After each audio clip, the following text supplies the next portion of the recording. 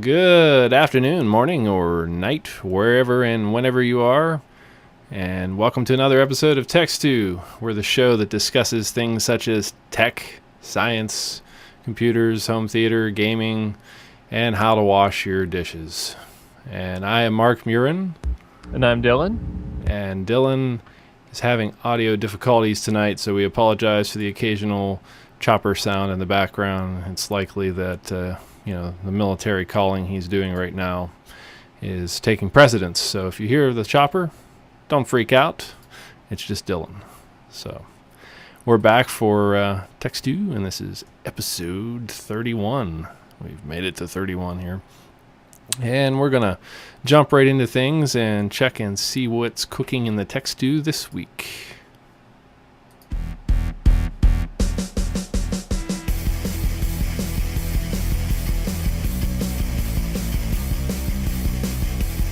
And first up here, we've got Bill Gates back in the news.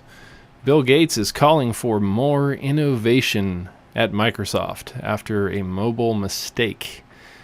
And in an interview, Microsoft chairman Bill Gates has admitted that the software giant didn't nail the mobile market when it had the opportunity.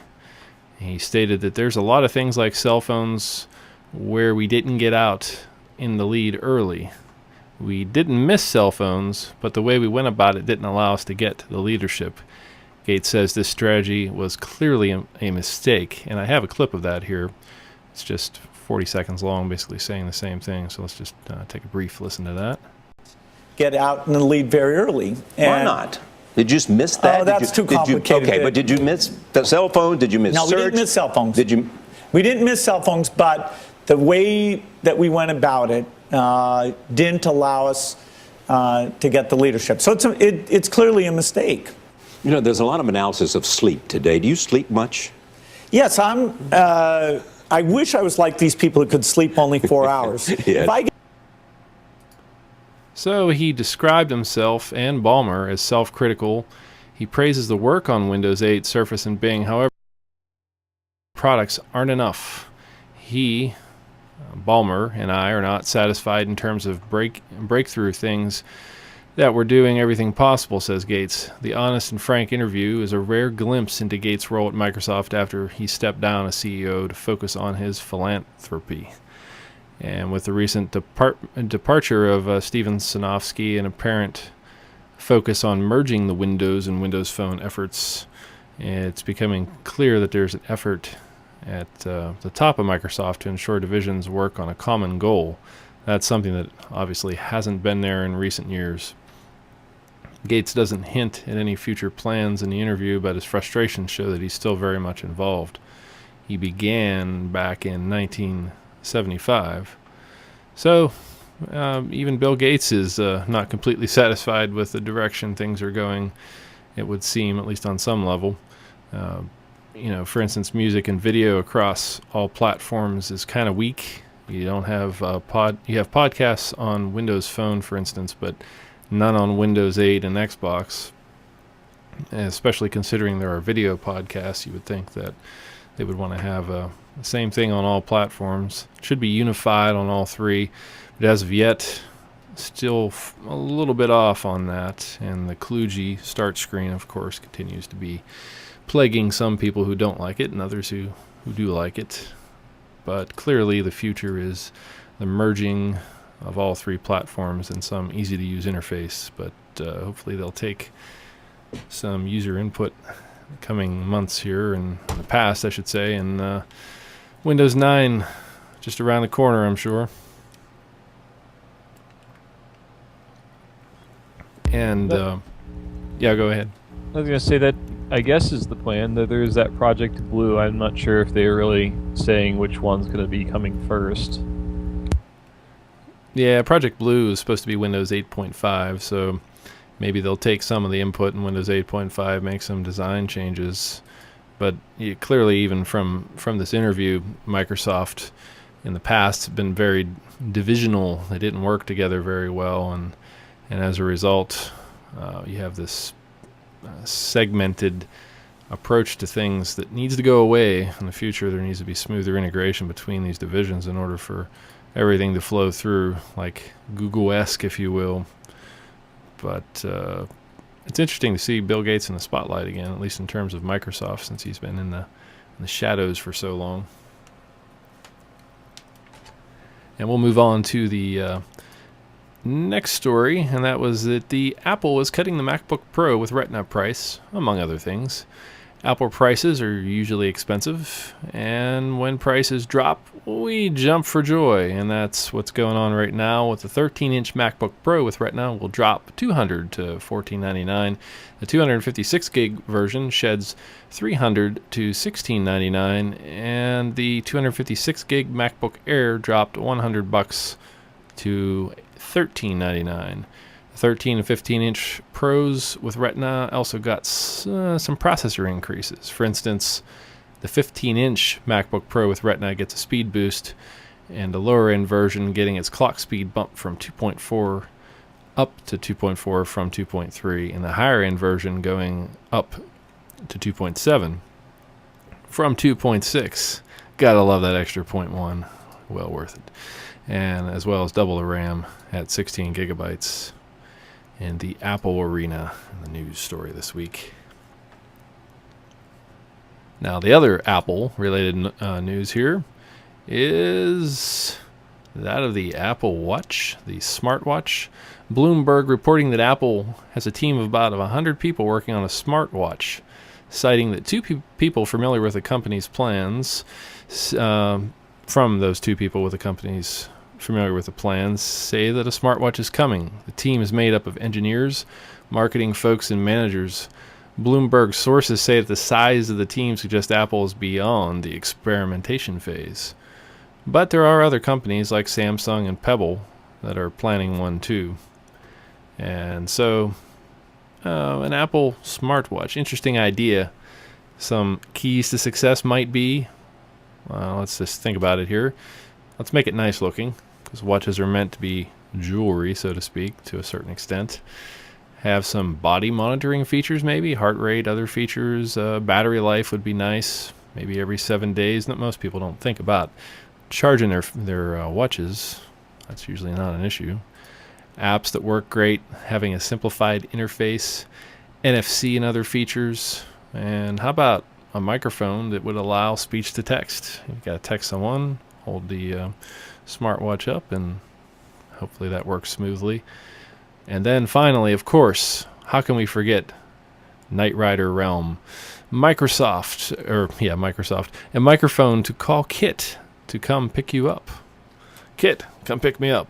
Combine that with the Google autonomous vehicle, and you've got yourself Knight Industries 2000 right on your arm. What do you think, Dylan? I think that sounds like the real winner there. Yeah, honestly, I don't see it. I mean, have you seen the Galaxy Boat 2? That thing is the size of a friggin' house. You know, people don't usually wear watches anymore. People like phones with huge screens. Hell, Apple just made their screen bigger. The idea that people would start wearing watches and start using phones with tiny screens, I'm not buying it. I'm just not buying it. I mean, keep in mind that stuff like the heart rate, that's very unlikely to be functional from a watch, unless you put the band on quite tightly and stuff. You know, battery life, keep in mind, battery life's getting better these days, but you're also looking at a much smaller form factor, which means a smaller battery. Like, my phone's battery is bigger than the watch demos I see. I mean, obviously a lot of that powers the screen, so you have less screen space, but at the same time, let's keep in mind that batteries provide more energy than a screen uses size per size, you know? So cut the screen in half, cut the battery in half, and your lifetime's probably been cut to a quarter size. So could they maybe put some sort of recharging thing on it, a very low-end processor? How about a kinetic charger? Well, that's what I'm saying, the kinetic charger. But I mean, keep in mind, those really only provide about enough power to charge a normal watch, which we're not talking normal will last 10 years on a watch cell. So I mean, we're not talking I mean, keep in mind, even a small battery is like several watt hours, and that's pretty significant amount of energy when it comes down to just shaking your arm around. So, and not to mention, keep in mind that mechanism takes space as well. So, I think that's highly unlikely.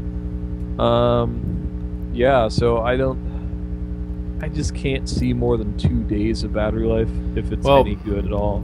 I could have sworn I saw 4 days on one of the competitors. I could be wrong on that, but I don't know that anyone's really released a decent, usable, phony watchy thing.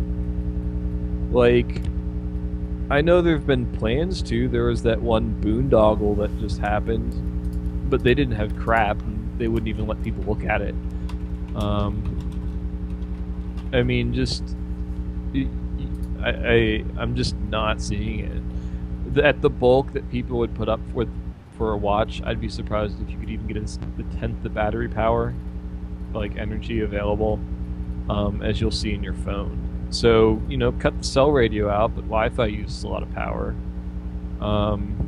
Maybe if you had to establish a Bluetooth data link to your phone, that could cut back power enough, but I mean, and then the other question is, what's it really good for? Most of those smartwatches I see really are just Bluetooth interfaces for your cell phone. Well, if you take a look at the TechCrunch website, they talk specifically about the Pebble smartwatch, and they're getting 5 to 6 days out of it with everything turned on the Pebble version, and there's some cool little pictures there on what that version looks like. I think it's going to sell for around 150 or something like that. So it exists already, and they're going to be the first competitor, I suppose. I don't know. Yeah, I don't know. I don't know that I would really want one either, unless it could call my car. Look at the Pebble smartwatch. It's nothing. It has Facebook updates, but they're text. It's You're literally reading, nothing. I had a almost more advanced watch in like grade school. Yeah, the monochrome. It has like a monochrome screen. You see your calls coming in. It's got a monochrome screen. It can fit Bluetooth. I don't know how many characters is that. Like it looks like about 6 lines of text. I mean, yeah, if even you could. It doesn't seem like you could fit a whole tweet on there. I wouldn't pay $150 for it. I'll tell you that. Jeez. Yeah. Exactly. So that's what I'm saying. Like, when you look at what the watch is going to be, what's it going to be? A Bluetooth screen for your cell phone. So you're talking about additional drain on your cell phone battery, along with what's really the point of it. You know, you're going to have specific apps to take advantage of it. You gotta say though that Apple just doesn't make a bad product though. Really, I mean, so if it's coming from Apple, see a fashion perspective, they might sell a few of them, but I just can't see the mainstream appeal versus many other things. And like, you want to say running, but I mean, like, really running? Yeah, with that thing on your arm. Well, it depends how much it weighs too. Maybe. Well, I'm just saying, like, what's really the advantage? I mean, are you living in a world now where you're going to have your iPod Shuffle, your iPhone, and now your smartwatch, like, all for your running? All crammed into one instead of carrying a giant, iPod on your arm. Maybe, I don't know. It depends what kind of storage space we're talking about in these devices too. Yeah, I mean, so as far as I can tell, I mean, the concept of having like the touchscreen color interface on the phones doesn't seem like something that's viable. As I said, you look at the Pebble, it's just 8 different clocks or half a text message on it. What it really needs is to have a projection system where, like in the sci-fi, you tap it and boom, you got a 5-inch screen. It comes right out of your arm. It hovers there in the air, and you can tap the screen. It breaks the light beams, and you can change the screen right in the midair, just like in the sci-fi movies. That's the future, but that's a ways off. I mean, I honestly even question the ergonomics of the whole wrist mount computer.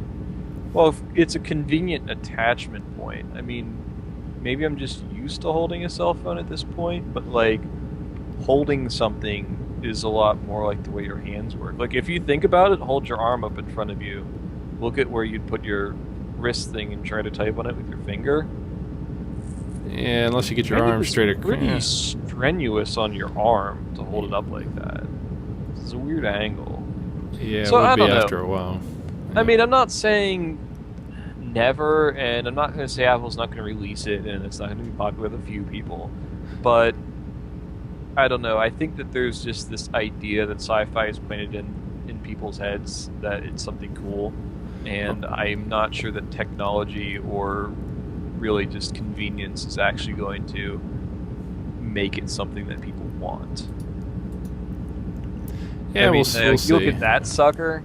Yeah. Yeah, I mean, yeah, but think about smartphones. We probably didn't think about smartphones being so big and having our dinky cell phones before. But. Kidding. Anyone could see the popularity of that. As soon as anyone saw the popularity of the internet, then it became obvious that the popularity of having the internet portable was going to be pretty obvious. And same thing with cell phones. I mean, you could see the rise of it with the cell phone cars. The problem is that this doesn't provide a viable replacement for a cell phone. Like, you can't talk on it, period. I mean, maybe if you wore it on the underside of your wrist, another weird pose for no reason. Or you use your Bluetooth. Yeah, it's the only way, really. Yeah, so it's like now you're talking about more and more devices. And that, that's what it is. It's just more devices to sell to a saturated market where you can't really move phones as much anymore because people have already got one. And the latest and greatest, I mean, it's still progressing fairly well, but it is starting to slow down, You're starting to get devices that have enough RAM, enough processing capabilities. Like, is there really a draw to move to quad core? All the phones have dual core now. They all have a gigabyte of RAM these days. Does 2 make that much of a difference? I mean, as technology progresses, I'm sure we'll see more apps that are more, resource intense, but at the same time, the whole design platform is around keeping resources low, and of course, more stuff means less battery life, and batteries don't really show any particular breakthroughs coming up that they're going to change the world. So, yeah, I mean, I see it as just additional avenues to sell more stuff and cool, but is it going to pick up like cell phones? I mean, I guess the question is why? What's the appeal of spending $150 on this? I mean, it literally doesn't do anything your cell phone doesn't do. It's not going to replace your cell phone.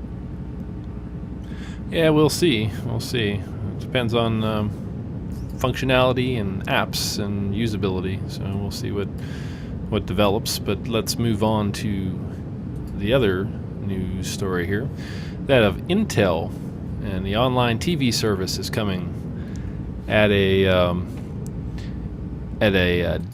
dive into the media conference. VP and General Manager of Intel Media Eric Huggers confirmed that Intel was working on a way to bring television to the internet.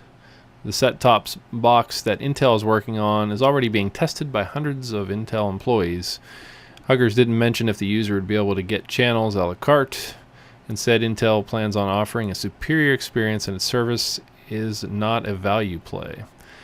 And they will have live television, catch-up television, on-demand television, and a set of applications. And Huggers said that the new service is not about a value play, but instead offering a vastly superior experience. He even compared the standard TV guide grid to his first Commodore 64 and said there's a lot of room for improvement there. Hopefully the Intel TV doesn't have a 5 1/4-inch floppy to boot off of, I would hope. But he said the service won't be Intel branded, and the service will also come to smartphones at some point as well. He said they're working with the entire industry to figure out how to get proper television, and he said the industry is. He also said that he didn't believe the industry was ready for a la carte. That's a downer. But the hardware component would have a camera that could be used to watch you. That sounds Big Brotherish. Huggers gave an example where the camera could help in synchronizing viewing with the viewers across the country. So there we go. We got some internet TV coming via Intel, it would seem, in the near future. But unfortunately, no a la carte, though. Well, that's hardly surprising. I mean, Yeah. Intel's probably one of the few companies with enough clout to actually kind of pull anything like this off. I mean, when you think about it, it's pretty amazing to consider the fact that you really can pull up Netflix and watch a full movie on demand, but TV shows, good luck with that. You know, it's just whatever they want. The whole concept of paying for cable really is quite bizarre, especially if you consider just how crazy much it is. You know, you're looking at more than it costs for the internet for something that is really not as valuable a tool.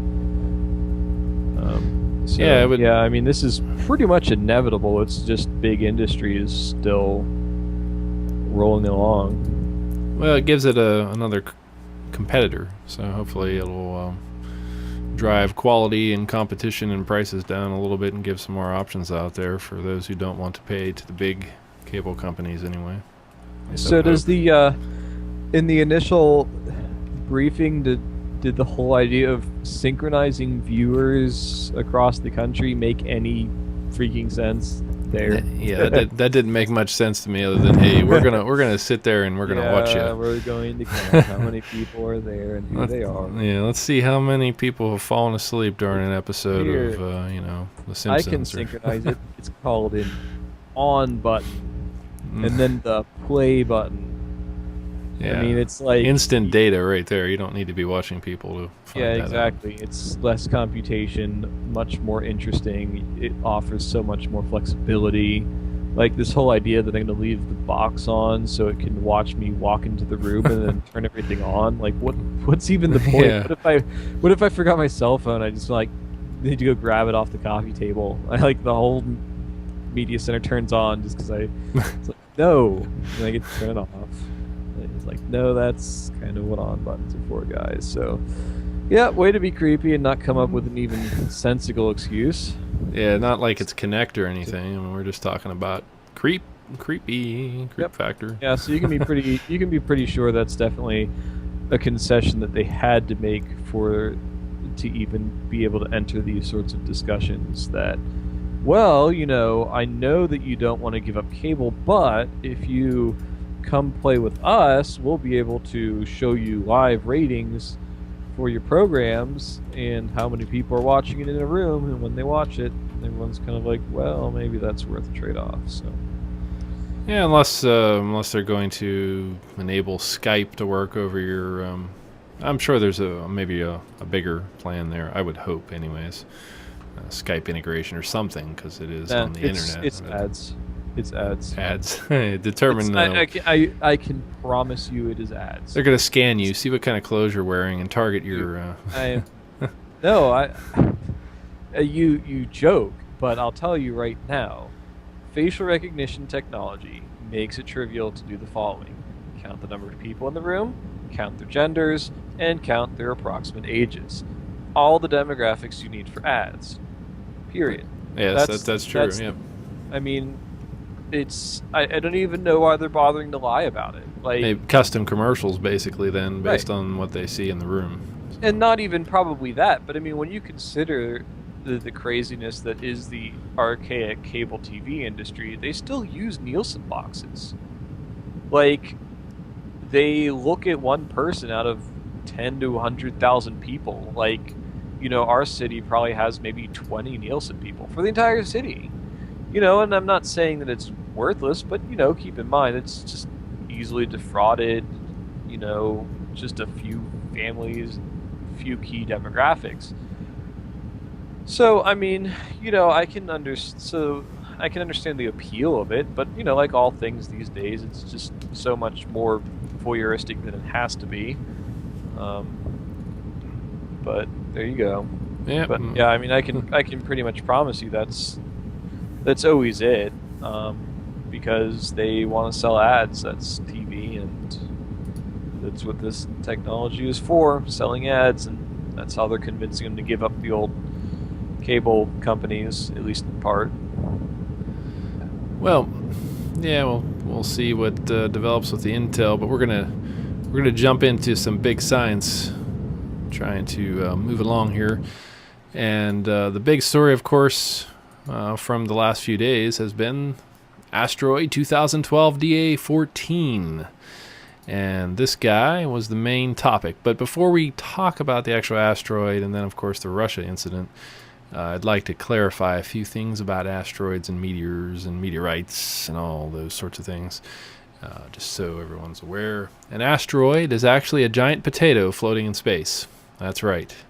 And we put potatoes in space. Not quite. And that's why the moon is delicious, because it's made of cheese. And when it gets a meteor, comes in hot and gets all baked and then cheesy.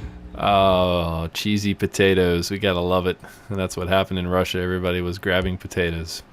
But no, let's be serious here. Insert vodka joke here. An asteroid, by definition, is a small rocky body that orbits the sun, ranging in size from, say, 600 miles to a dust particle in size, but smaller than a planet, also known as planetoids or minor planets. And there are millions of them. That's right, millions of them orbiting the sun, and often played on your Atari game system. But a meteor, however, is a meaty asteroid. Now, it's a small body, whether it be an asteroid or other object from space, that has entered the Earth's atmosphere. That's the difference right there, a meteor. Now, a meteorite is that same object that hits the ground on the Earth from space. So you ask, what is a meteoroid? Well, basically, those are objects that are smaller than asteroids.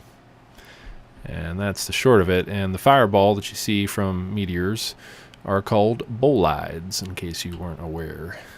So the other day we had this asteroid. You can see its orbit here. The green line being the orbit. And asteroid 2012 DA14 passed within 17,100 miles of Earth around 2:24 p.m. on Friday. And the asteroid was closer than weather and TV satellites. And just to give you an idea of the distance here, here's a graphic for you. 24 miles, that's where Felix jumped from. 64 miles, not shown on here, is the edge of space. We go further out, we hit the International Space Station at 220 miles. And then the asteroid, 17,000, basically. Go a little further, we get the geosynchronous orbit for all the satellites. Go further, of course, we hit the moon, 238,000. Go even further, we get into areas of comets such as Lexell's Comet, 1.4 million miles. Then we strike the sun, 92 million miles. And further out, Saturn, about 836 million. Giving you an idea on the distance perspective there. But the Friday asteroid wasn't a deep impact event, but it was the closest approach to Earth for an object in space this large that we've known about, at least. And it was a 150-foot wide asteroid that was 100 miles closer than predicted from the Earth's surface. And the object was visible for binoculars for about 4 hours last Friday. It was best seen from Australia, Asia, Europe, and it was traveling quickly. It just looked looking like a dot in the sky with binoculars. And it crossed the area of the sky about as wide as the full moon roughly every 30 seconds. And NASA said that we weren't in danger, but people got on edge because there was a meteor explosion before this, early in the morning in Russia, around 9:20 in the morning rather. And looked a little like this, the after effects of it anyway, the clouds streaking through the sky. And 1,000 people were injured from shattering glass and building debris from the explosion. It exploded in midair, and a chunk of it actually possibly landed, they're still investigating, in a hole, made a hole in the lake in Chelyabinsk Oblast in Russia. And this meteor that exploded over Russia Friday was actually slightly larger than previously thought and more powerful. The Russian meteor explosion over Chelyabinsk on Friday the 15th injured 1,000 people because of the windows and so forth. And they estimated that the size of this guy was about 50 feet and sparked a blast equivalent of 300 kiloton explosion and the energy estimate was later increased to 470 kilotons. Now, keep in mind the asteroid that missed the Earth was about 150 foot wide, just incidentally, and that guy, had it struck Earth, would have taken out a city about the size of DC, just for perspective. But what we got to remember, of course, is that the Earth is made up of primarily a lot of water. So these things happen all the time, but we just don't know about them because they're usually over the water or in the water or in Antarctica or in the Arctic Circle. And this time we see it in Russia. We saw it in 1908. And actually, we can take a little trip back in time. I have a list going back a little ways here. There have been many of these over the years that we know of. In 2000, Michael Payne, an Australian engineer, announces a new computer analysis of asteroid impacts, indicating that asteroids may cause considerable chaos over a 100,000-year period. And most disturbing was a 5-kilometer asteroid which exploded with a power of about 23 million megatons, easy enough to wipe out a human population. He ignored the unsettling occurrence since it was highly unlikely to occur in any given 100,000-year span, but he estimated the annual risk of a fatal asteroid impact at 1 in 90 and concluded that an average of 120,000 people died per event. A particular concern was tsunamis in this case. When an asteroid would hit the ocean, which covers about 70% of the planet, it can trigger a tsunami, according to the simulation that he had done. And that tsunami would then wipe out about 470,000 people. That was back in 2000. And that wasn't an actual impact, of course. That's just when this first computer analysis came out from this scientist.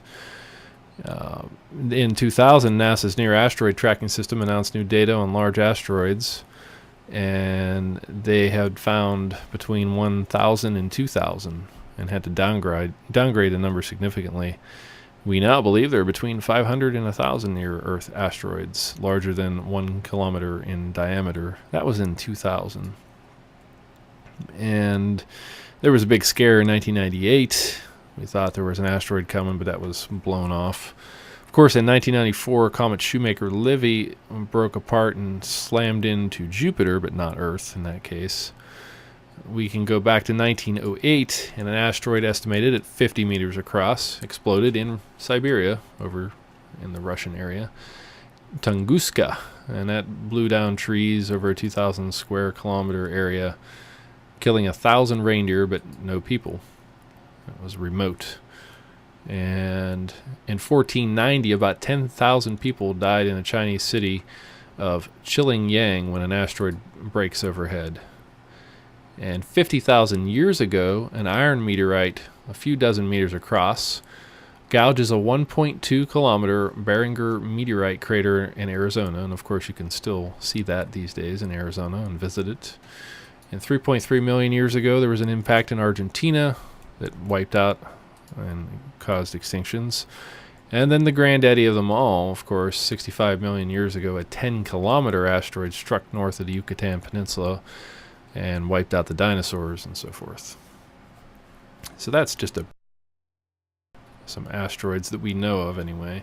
The thing about asteroids impacts when they become meteorites, of course, is that we don't always know about them because they get covered up from the Earth's erosion over the years and so forth. But the one in Arizona, for instance, you can still see plain as day because it's very desert and dry out there. Hasn't changed a whole lot over the years. So some interesting things there. And there is an asteroid hunting telescope to launch in 2017. And that is a private space telescope mission that aims to discover 500,000 near-Earth asteroids. And the mission design and implementation plans for the Sentinel Space Telescope, which is being put together by the nonprofit B612 Foundation and its partner Ball Aerospace. So they're looking to do it. They're using an infrared camera to spot 500,000 near-Earth asteroids in less than 6 years, they hope. And considering right now, at this point, there's about 10,000 that we know of right now. So since 2000, when they announced between 1,000 and 2,000 by NASA, we're up to about 10,000 that we know of. And there are millions of them in the solar system. So here's a quick, some quick shots from the meteor in Russia. Some other shots. And I have here, there's audio here. You got to hear this. This is pretty amazing. When the explosion occurred. Yeah,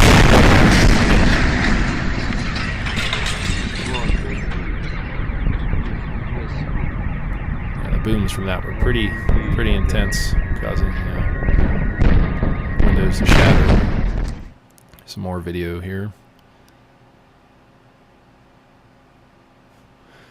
Have you ever seen a bolide, Dylan? What was that? Have you ever seen a bolide, a fireball from a meteor? Oh, no, I have not. I saw one in 1993 at a high school football game. It was pretty cool. It burned blue. Now, usually you can tell what kind of a meteor it is by the color, and I forget what blue represented. I believe metallic particle content of it, and so forth. That's, well, actually I shouldn't say that was the only one, because it was a couple weeks ago I saw one burning up in the atmosphere driving down the highway at a red light. I saw a bolide. It wasn't nearly as cool as the blue one from 93, because that one stayed in the sky for a good, I don't know, 30 seconds, whereas the one a few weeks ago I saw was probably only 5 seconds, and boom, it was gone. But there you go, and this here is a depiction of the space telescope they're going to launch into orbit, and where it will be to monitor all these objects. And of course, there's a few ways you can deflect an asteroid. You can pull it, kick it hard, or nuke it. Those are the basic ways, and there are others too. And there's some space agencies looking into giving it a swift kick, and they're going to take 2 spacecraft. One will survive, the other one will observe, and the European Space Agency. And the other way is you pull it over time, over 20 years, assuming you have 20 years to know about it. You put a spacecraft near it, change the gravitational effects of the object, and over time its orbit changes. There's also something called solar-powered orbital mechanics. On a hot sunny day, would you wear a white shirt or a black shirt? Black might be the new black again by the time they get to using these techniques, but the smart choice would be white. Actually, it reflects more solar radiation while dark absorbs it. So similarly, paint part of an asteroid white, and the colored section will feel more push from solar radiation, providing a nudge. Of course, that one would probably require more time. And the other thing would be to use a solar sail to guide it away, reflect radiation, push it away from its original intended target. And a carbon fiber mesh weighing somewhere in the neighborhood of 550 pounds could be enough to change the potentially incoming asteroid's course. The net material would act like a solar cell, increasing the amount of solar radiation absorbed and emitted by the asteroid. And mirrors could be used as well. They could use a mirror against an asteroid, and strategically positioned mirrors could concentrate solar rays and heat a small portion of its surface and cause it to spew vapors. And as that material would be ejected, the trajectory would change as well. And of course, one other idea is to strap on a rocket and make it fly away, essentially, into a different orbit. And what else we got? We got the alert system. This has nothing to do with actually deflecting it, but NASA is working on an alert system to give people some warning. The laser, it's called the Asteroid Terrestrial Impact Laser Alert System, or ATLAS. And that would give people enough time to get out of the area in case there would be a tsunami or something else along those lines. So, pretty crazy stuff, but all very necessary in the long run.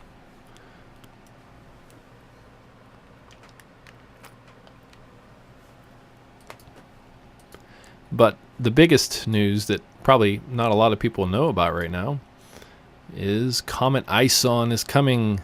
It is coming in December, or not December, but turkey time. So when you are eating your turkey for Thanksgiving, take a look outside. You might see something unparalleled in the sky. They're calling it the Comet of the Century. And this guy was discovered with a 15.7-inch reflecting telescope. They were using the International Scientific Optical Network's ISON telescope. So they call it ISON, but they actually originally named it C/2012 S1. Try remembering that. The new comet may actually be part of or a descendant of the original Great Comet of 1680. And they think that it's along the same path, at least, and that gave a dazzling display centuries ago. And it's going to have a tail. Actually, right now it has a tail of over 40,000 miles long, twice the geosynchronous orbit, and they expect it to be visible for a full 2 months in the sky, both in the daytime and at nighttime, burning as bright as the full moon, if you can imagine that. And the Comet ISON will make its closest approach to the sun, and you can expect, or astronomers say viewers can expect, to see a rapid whirling of the comet as it engages in a near hairpin-like turn around the sun. And at that point, they predict the comet will become dazzlingly bright, rivaling the brightness of the full moon as it streaks across the sky. Of course, comets don't move across the sky like asteroids. They just stay in the same general location and progress night after night to different areas of the sky, slowly making their way across the sky over multiple nights, in this case 2 months. And just for perspective, we're talking about this guy right here, and this is a big dirty snowball. And so people remember that this part right here, made up of primarily ice and dust particles, and as it gets nearer to the sun, it burns off the snow effectively, creating a long tail that stretches away from the sun. And that's what we'll see in the sky, hopefully, come the fall, as predicted, late fall, November time frame. So I'm pretty excited about that. How about you, Dylan? Have you seen a comet anytime in the last 30 years, Halley or otherwise? I've not. I generally tend to forget to see them, but this one sounds like it might be worth setting the calendar for. So yeah, I don't think you could forget or not remember to, because when you look up in the sky at night around Christmas time or November, late November, I think it's going to be hard to miss if predictions are on par here. And there was one a few years ago. I can't remember the name of the comet, but it was pretty good too. I remember seeing it. It might have been 10 years ago. There was one. Looked at it through an 8-inch reflector too. It was kind of interesting. Of course, not much definition because it's just a big fuzzy snowball. But nonetheless, this has been the year for celestial events, and continues to be. But on to the final segment, tips of the week, picks and tips. First one is on the website, in case you don't catch all this or understand it all. But basically, if you use Windows 8, you can't run Hyper-V and VMware at the same time, and there's really a simple way to make it work. You use the bcd edit command from a administrator command prompt, and the screen shown here is the last stage where you set the command. But first, basically, you copy the default boot that you have and give it a description, no Hyper-V, for instance, and you note the GUID, as it's called, between the curly brackets, write it down, copy it, and then the next command you do a set using that GUID, hypervisor launch type off. So basically, once that is done, as you see on the screen here, you have created another boot entry that will be called no hypervisor, or Hyper-V, whatever you want to call it, and you will be able to use VMware under Windows 8 even though you've installed Hyper-V under Windows 8. You can't run them both at the same time. It'll give you an error if you try to run VMware if you've added the Hyper-V components. So if you're a Hyper-V virtual person and you also use VMware, you must use bcd edit and do a multiple boot option to switch back and forth. And one other tip too, in case you're not aware, and this is also on the website, if you frequently open attachments and you get the prompt, that you should, would you like to open the file or save it to your computer? And there's a checkbox at the bottom that says always ask before opening this type of file, and it's grayed out, and it's usually checked off. Well, if you run hold down the shift key, right click Outlook, and run as administrator, you can then check off or uncheck the always ask option. So basically, if it's a HTML or something like that and you want to just click it, preview it right in the Outlook window, you can then do so. But be aware, you need to make sure you know who you're getting your emails from and your attachments from, because that could contain a virus, and that's why Microsoft made it grayed out in the first place. But if you're a power user and you know the attachment is safe and you know who it's from, and it's a little trick to get around the preview option pretty much. So you can just click on the attachment and view it right in the Outlook window without double clicking. In case folks aren't aware of it, that is a general Windows tip there. So per your request, Dylan, the software pick of the week is the OpenGL Extension Viewer. And I didn't take a screen grab of it, but have you used this guy before, the OpenGL Extension Viewer? Yes, I have. That is, I've frequently used it on Windows. However, it does have a mobile version, probably for iOS, but certainly for Android. Basically, it's just a really handy tool, especially on the desktop.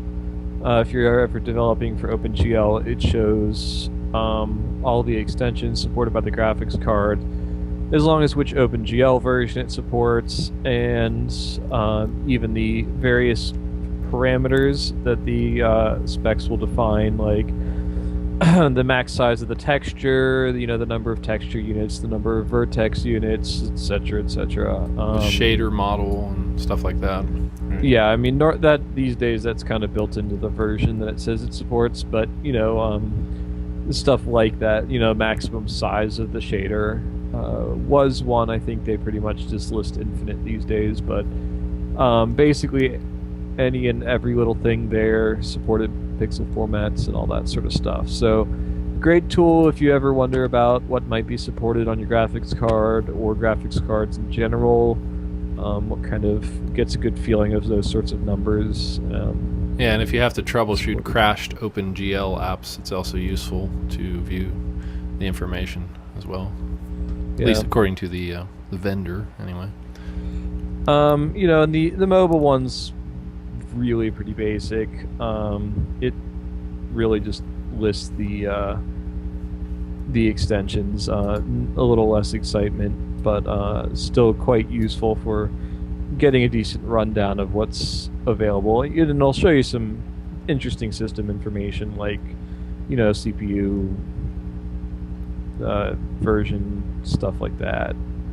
So just a handy little development tool to give you a good idea of what sort of things are supported by your platform, and stuff to look for, maybe give you a few ideas even. Very cool. So that's the OpenGL Viewer, Extension Viewer, I should say. And we'll put a link to it up on the show notes once we get the show notes up there.